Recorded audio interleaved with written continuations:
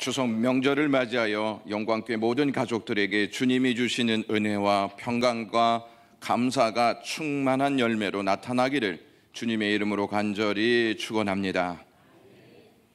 불행은 우리에게 찾아오기도 하지만 우리 자신이 만드는 경우가 더 많습니다. 이것을 우리는 인정할 필요가 있습니다. 이솝 우화에 나오는 이야기입니다. 먼 옛날 늑대들이 양들에게 자기의 사신들을 보냅니다. 그동안 우리는 싸움을 했는데 이제는 사이좋게 지내고 싶다고 늑대의 사신들이 양들에게 말을 했습니다. 우리들이 그동안 이렇게 싸움을 한 것을 멈춰야 하는데 이 싸움의 원인이 어디에 있는지 아느냐? 그것은 저 못된 개들 때문이다. 우리가 너희 가까이 와서 사귀고 너희와 친해지려면 저 개들이 쉴 새 없이 우리를 향해서 지저대고 있다. 그래서 우리에게 싸움을 걸어오기 때문에 너희와 친하게 지낼 수 없다. 그러니 너희들은 개들을 쫓아 버려 줄래? 이렇게 이야기했습니다. 그런 다음에 그러면 우리가 너희에게 영원한 평화의 언약을 제안하겠다. 이렇게 이야기했습니다. 늑대들의 제안을 듣고 어리석은 양들은 늑대들의 말에 솔깃했습니다. 그래서 자기들과 함께 있던 개들을 다 쫓아버렸습니다. 그러자 늑대들은 보호자 없는 양들을 찾아가서 너무 손쉽게 잡아먹을 수가 있었습니다. 그날 저녁 늑대들은 양고기 파티를 열 수가 있었습니다. 불행은 보호막이 무너지고 무너뜨릴 때 발생하게 됩니다. 불행은 죄가 휘두르는 칼이다 이렇게 말씀드릴 수 있습니다. 죄는 우리의 보호막을 모두 무너뜨려 벗겨진 채 홀로 형벌 앞에 서게 만듭니다. 우리는 보호막이 있어야 그 안에서 각종 혜택을 누리면서 기쁨을 얻게 되어지는 역사를 맞이합니다. 불행을 막기 위해서는 가장 견고한 보호막이 있어야 합니다. 사람들은 불행을 막기 위해서 물질을 보호막으로 세우고 경력과 자리로 보호막을 세우고 정보와 지식으로 보호막을 세우고 명예와 권력으로 보호막을 세웁니다. 그러나 그것이 얼마나 갈 수 있고 얼마나 견고할 수 있느냐 하는 질문을 해보실 필요가 있습니다. 성경은 우리를 양이라 묘사하고 있습니다. 양에게 있어 가장 견고한 보호막은 목자입니다. 양은 생존을 위해서 할 수 있는 것이 아무것도 없는 무능한 짐승입니다. 생존해 먹어야 하고 자신을 보호할 수 있어야 하는데 양에게는 그러한 것이 전혀 없습니다. 길도 스스로 찾지 못해서 목자가 없으면 집으로 돌아올 수가 없는 짐승이 양입니다. 그러므로 목자 없는 양은 불행 그 자체다 이렇게 말씀드릴 수 있습니다. 그런데 목자가 있다고 해서 양은 불행에서 다 벗어나는가? 이러한 질문을 던지신다면 아닙니다 이렇게 말씀드릴 수 있습니다. 어떠한 목자냐에 따라서 양의 운명이 달라질 수 있습니다. 늑대가 양을 잡아 먹을 목적으로 사신을 보냈지만 하나님은 양을 살리기 위해서 이스라엘에 사신을 보냅니다. 하나님이 보낸 사신들은 선지자들이라 말씀드릴 수 있는데 그 중에 오늘 본문의 저자인 에스겔 선지자가 주님의 사신으로 나서게 됩니다. 에스겔은 사독 자손인 제사장 부시의 아들로 그가 활동하였던 그 시기는 앞이 보이지 않는 암흑 시기였습니다. 바벨론 느부갓네살 왕이 유다를 침범하여서 3차에 걸쳐 많은 사람들을 바벨론으로 잡아갑니다. 1차 때에는 다니엘과 세 친구들이 포함되어 있었고 2차 때에는 에스겔이 포함되어 있었습니다. 에스겔은 포로로 잡혀간 지 5년째 되는 해에 하나님께로부터 선지자로 부름을 받습니다. 그리고 약 22년 동안 선지자로서의 활동을 합니다. 오늘 본문 34장에 있는 이 말씀은 바벨론에 의해서 예루살렘이 3차에 걸쳐서 완전히 함락되어져 버린 후에 한 1, 2년 있다가 에스겔 선지자를 통해서 하나님이 말씀하시는 내용이 오늘 본문에 담긴 내용입니다. 이때는 이미 예루살렘 성이 다 무너져 있었습니다. 이스라엘이라 하는 도시는 황폐하게 될 수밖에 없는 아주 비참한 꼴로 남아 있었습니다. 유다 백성들은 바벨론 사방으로 뿔뿔이 흩어져서 참담한 시기를 겪고 있었습니다.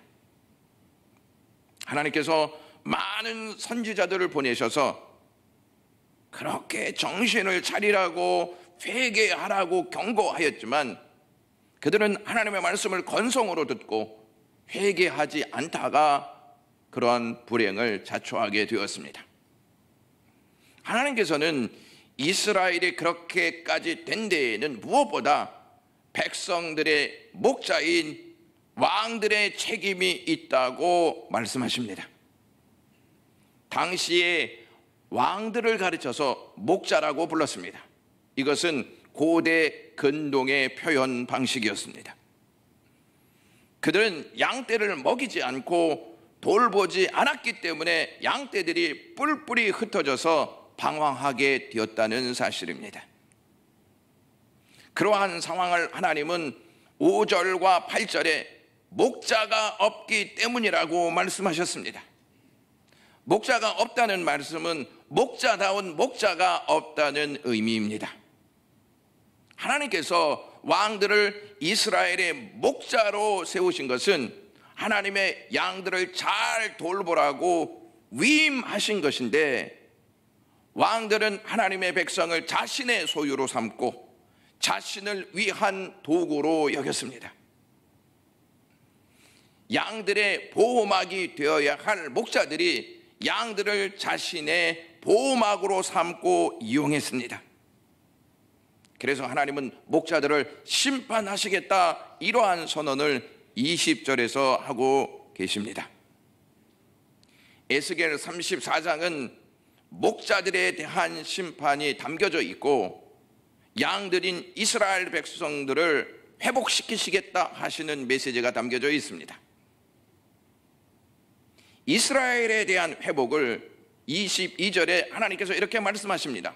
그러므로 내가 내 양떼를 구원하여 라고 하는 말씀을 통해서 이스라엘 백성들을 회복시키시겠다는 말씀을 선언하십니다. 그러므로 에스겔 34장에서부터 37장에 있는 말씀을 가르쳐서 에스겔의 복음이다 이렇게 불리기까지 합니다. 34장에서부터 37장은 복음의 모든 요소를 담고 있을 뿐만 아니라 인간적인 소망을 잃어버린 이스라엘 백성에게 구원의 소망을 주심으로 회복을 알리시는 복된 소식이 담겨 있습니다. 이 복음은 철저하게 밟혀서 포로 생활을 하고 있는 이스라엘 백성들에게 주심으로 그들이 구원의 소망을 바라보면서 그 상황을 이겨낼 수 있도록 그렇게 문을 여셨던 것입니다. 사랑하는 영광교회 가족 여러분, 여러분들에게 복된 소식은 과연 무엇입니까? 복된 소식이 무엇이냐에 따라서 기쁨도 달라지고 소망도 달라지고 감사도 자세도 다 달라진다는 사실을 아십니까? 복된 소식이 우리가 원하는 것을 얻고 누리고 싶은 것을 마음껏 누리고 사는 삶이라고 생각하십니까? 질병에서 나음을 입고 건강하게 장수하는 것이라 여기십니까?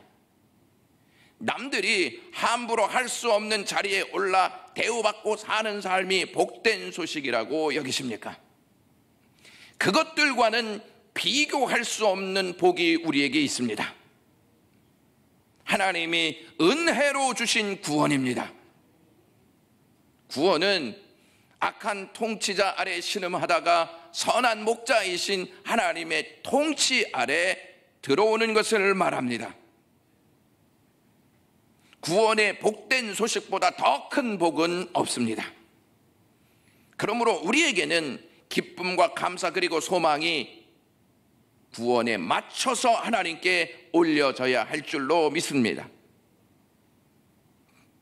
우리를 구원하시기 위해 하나님께서 목자가 되십니다. 우리를 구원하시기 위해서 하나님께서 목자가 되셔서 목자 없는 땅에 찾아오십니다.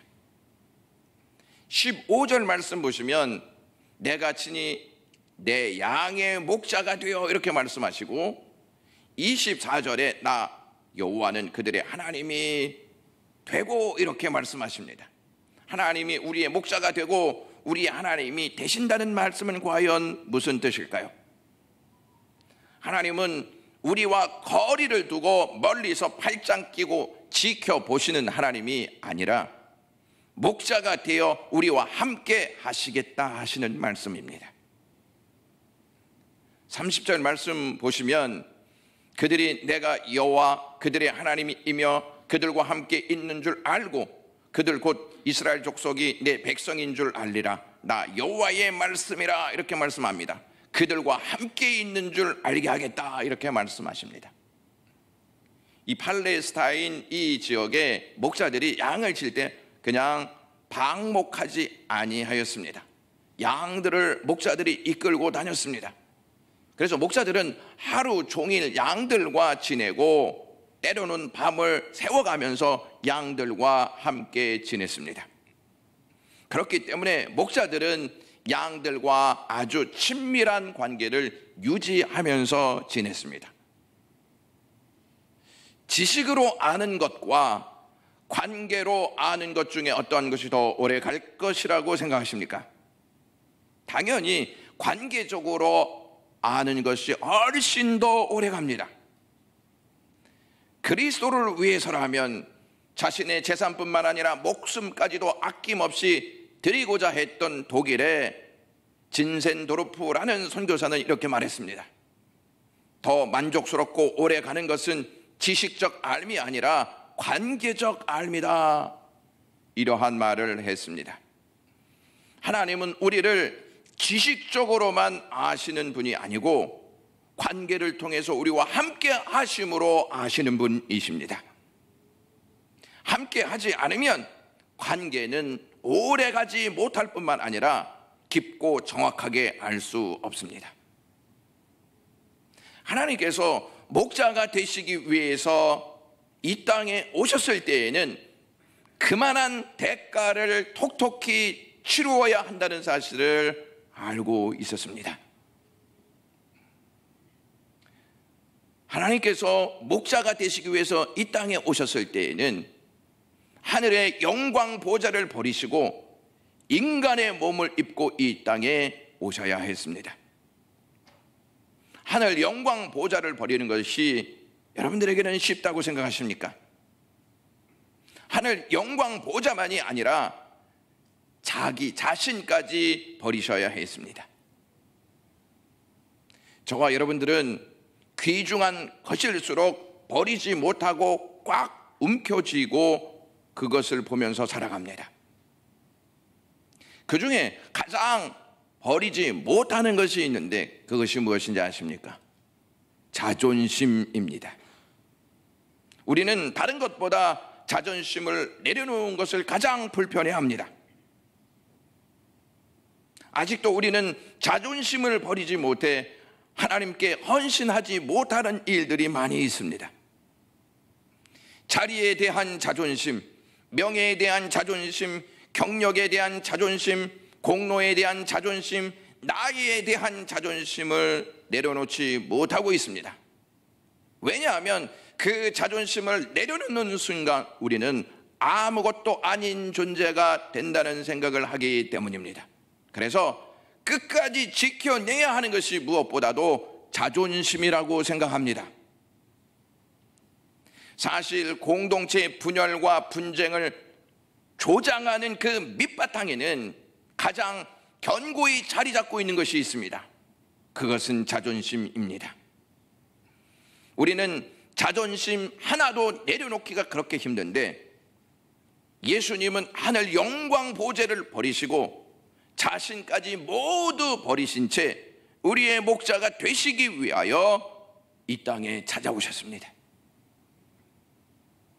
주님은 강제로 억지로 우리의 목자가 되시기 위해서 이 땅에 찾아오신 분이 아니십니다.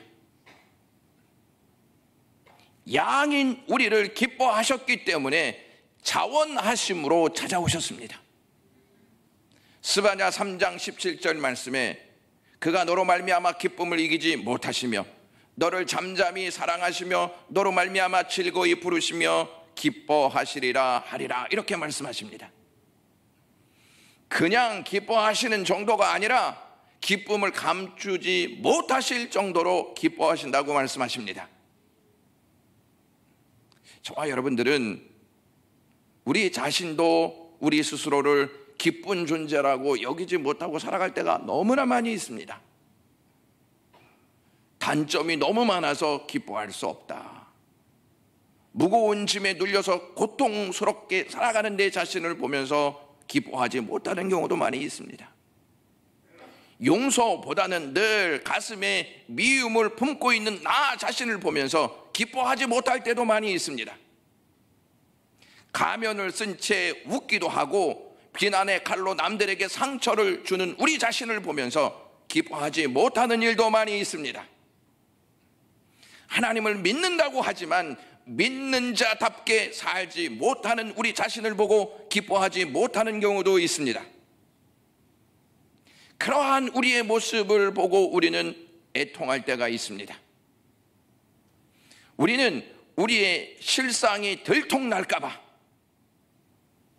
주위에 있는 사람들이 우리의 실상을 보고 실망하여 비난할까 봐 늘 두려운 마음을 가지고 살 때도 있습니다. 우리는 우리의 실상을 너무도 잘 알기에 우리를 하나님께서 기뻐하신다는 이 말씀이 좀처럼 실감나지 않을 때도 있습니다. 하나님은 우리의 모든 실상을 다 아시고 우리를 기뻐하시는 분이십니다. 하나님은 당신이 창조하신 이 세상을 바라보시면서 보기에 좋았더라, 이렇게 말씀하셨습니다.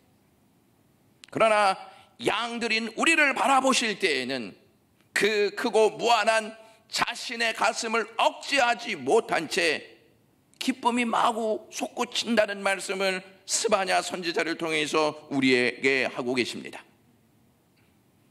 하나님은 우리를 향한 기쁨을 아예 성경에 새기셔서 우리에게 전달하고 계십니다. 토조 목사님이 쓴 책 조건 없는 압도적인 사랑이라는 책에서 그는 이렇게 이야기합니다. 하나님의 사랑은 단지 한때의 사랑으로 끝나지 않습니다, 이렇게 말하였습니다.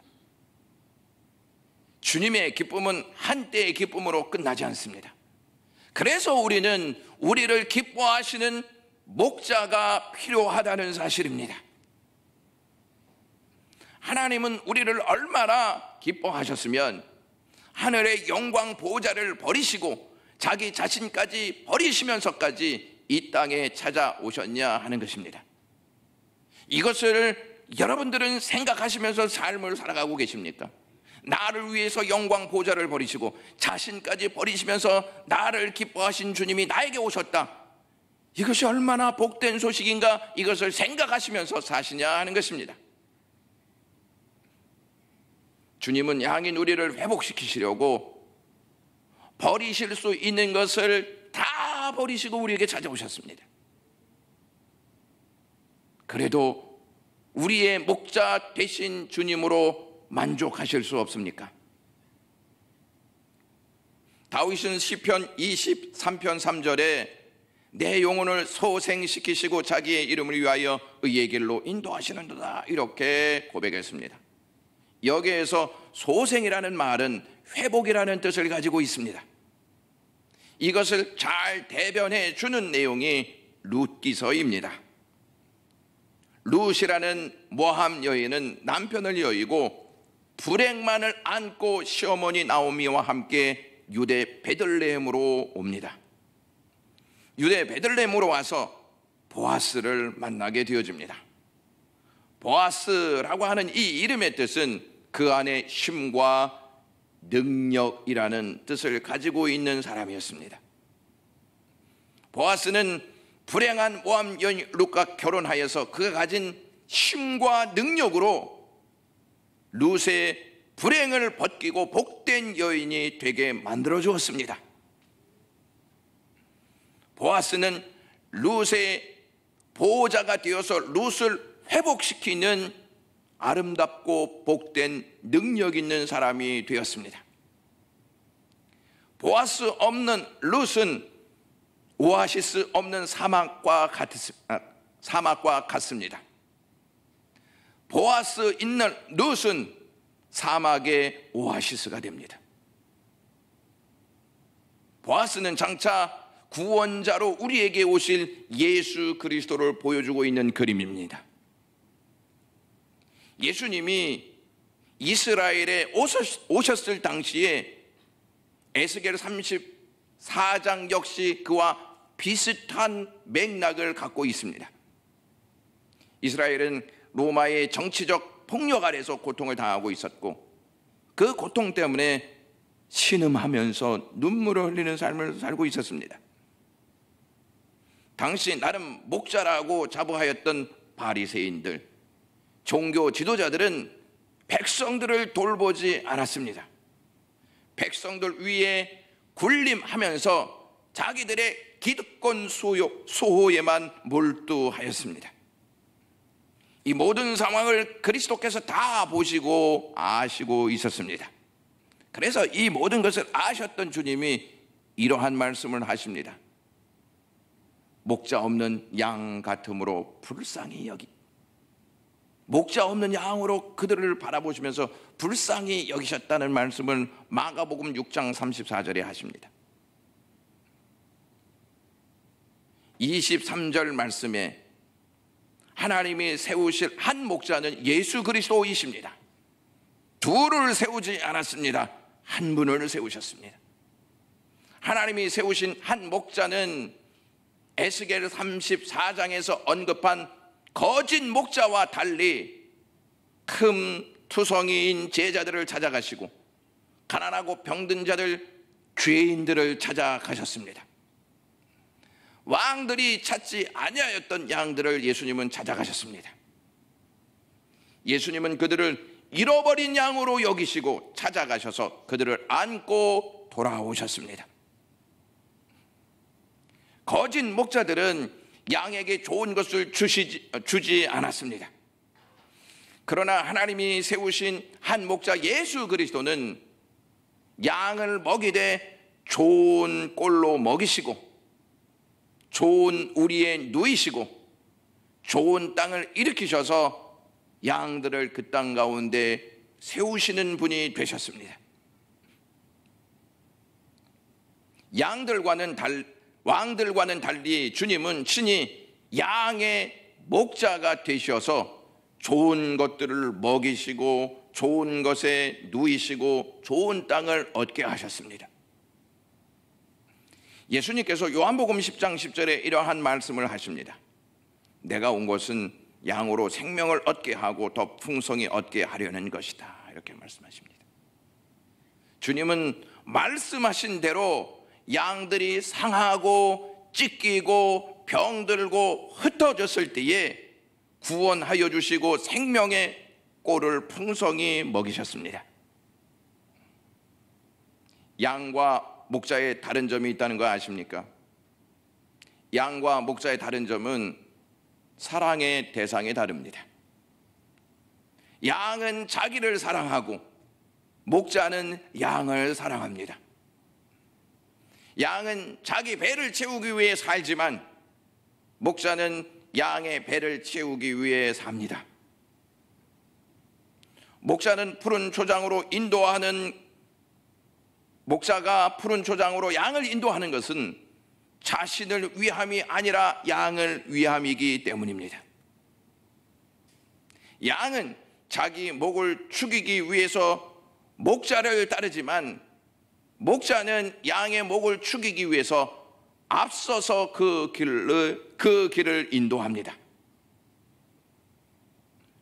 목자로 오신 예수님을 양들은 영접하지 않았습니다.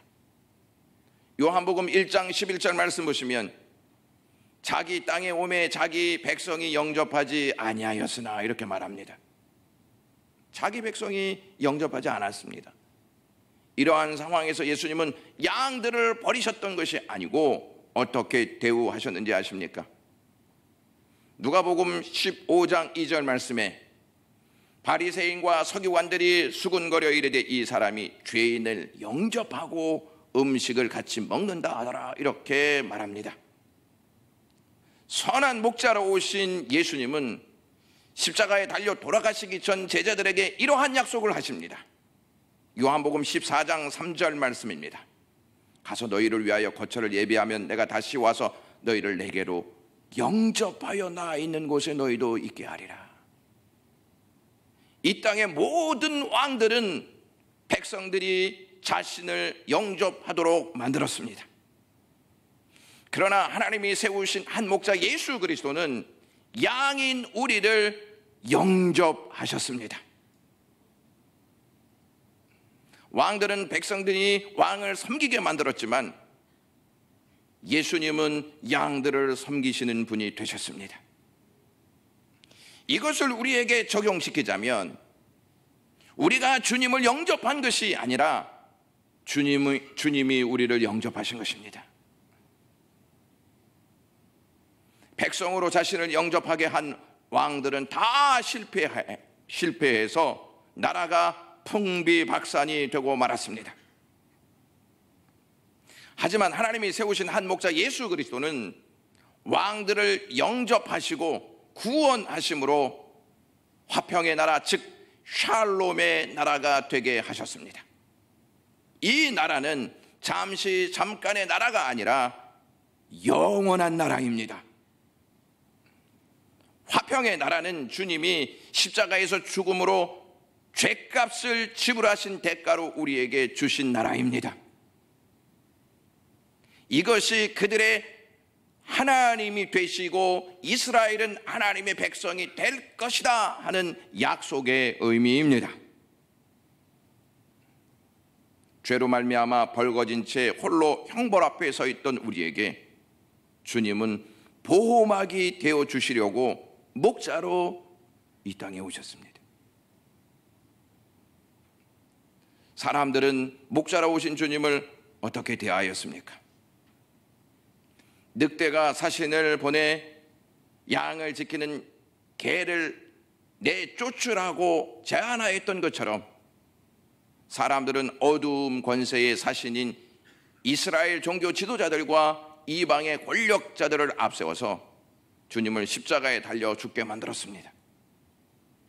이 얼마나 기가 막힌 노릇입니까? 보호자가 되시려고 이 땅에 오셨는데 그 보호자가 필요 없다고 아예 십자가에서 제거해 버렸습니다. 하늘의 영광을 다 버리고 오신 예수님을 세상은 참혹하게 버렸습니다. 하늘 영광 보호자를 다 버리시고 우리에게 오신 주님은 그것을 전혀 모르고 오신 분이 아니셨습니다. 다 알고 오셨습니다. 그것을 아시고도 우리의 회복, 우리의 구원을 위해서 목자가 되어 오신 것입니다. 주님이 모든 것을 다 주어야 양들이 회복될 수 있고 구원받을 수 있다는 사실을 아셨습니다. 며칠 전 세상을 바꾸는 시간 이것을 줄여서 세밭이라고 하는데, 이 프로에 한국 장기 조직 기증 원장인 문희성이라고 하는 분이 나와서 강연을 하는 내용이 있었습니다. 장기 기증을 받지 못해서 하루에 6명이 죽는다고 합니다. 기증자가 있어야 수혜자가 결정된다고 말했습니다. 문인성 한국 장기 조직 기증 원장이 기증이라는 말을 이렇게 했습니다. 누군가의 끝이 아니라 누군가의 새로운 시작이다, 이렇게 말했습니다. 그분이 소개한 사연 중에 고등학생 리세자가 장기를 기증한 내용을 알려주면서 이 기증한 고등학생 때문에 수혜받은 사람이 생명을 얻게 됐다는 말을 했습니다. 주님은 버림받아 십자가에서 돌아가셨지만 주님의 모든 것을 우리에게 값없이 다 기증하셨습니다. 장기를 기증한 고등학생의 아버지는 아들이 장기를 기증하여 생명을 얻게 된 수혜자가 있으므로 지금도 아들이 살아있는 것 같다 하는 말을 했습니다. 저는 그분의 말을 듣고 하나님도 우리를 보시면서 그렇게 생각하지 않을까 하는 생각을 해보았습니다. 주님의 은혜로 수혜자가 된 우리는 허물과 죄로 죽었다가 다시 살아나 작은 예수로 삶을 살아가고 있습니다. 하나님께서 우리를 보실 때에 저기 작은 예수가 앉아 있구나, 작은 예수가 삶을 살구나, 그렇게 생각하지 않을까 하는 생각을 해보았습니다. 양들의 보호자로 오신 주님을 세상은 제거했지만 주님은 십자가에서 우리를 위해 모든 것을 다 기증하시고 부활하심으로 우리의 영원한 보호자가 되셨습니다. 이러한 주님과 함께 가시겠습니까? 아니면 이러한 보호자를 제거하시겠습니까? 주님께서 이사야 44장 21절에 이렇게 말씀하셨습니다. 이스라엘아, 너는 나에게 잊혀지지 아니하리라. 이것보다 가장 복된 소식은 없습니다. 기도하겠습니다.